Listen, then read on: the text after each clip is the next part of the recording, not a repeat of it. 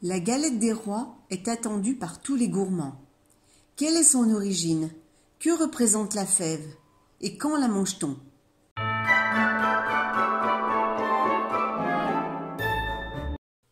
L'histoire de la galette remonte à l'Antiquité romaine, pendant la fête des Saturnales.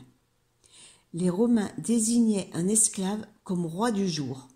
L'heureux élu pouvait alors commander à manger tout ce qui lui faisait envie. À la fin du IVe siècle, l'Église interdit ces fêtes païennes, mais le remplaça par une célébration religieuse.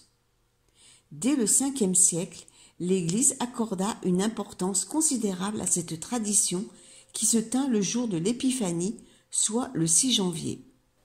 L'Épiphanie est le jour où l'on commémore la visite des trois rois mages, Melchior, Gaspard et Balthazar, venus porter trois présents à l'enfant Jésus, de la myrrhe, de l'encens et de l'or.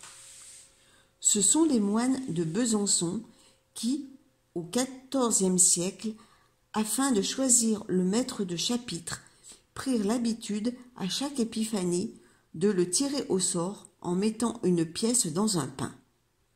Bien que la gourmandise soit un péché, tout ce beau monde ne tarda pas à remplacer le pain par une brioche. Au XVIIIe siècle arriva l'usage de la fève. Elle symbolisait les secrets de la vie et de la fécondité. Rapidement, elle fut remplacée par des petits objets en porcelaine. Savez-vous d'où vient la recette la plus connue de la galette à la frangipane? De Marie de Médicis, la seconde épouse d'Henri IV.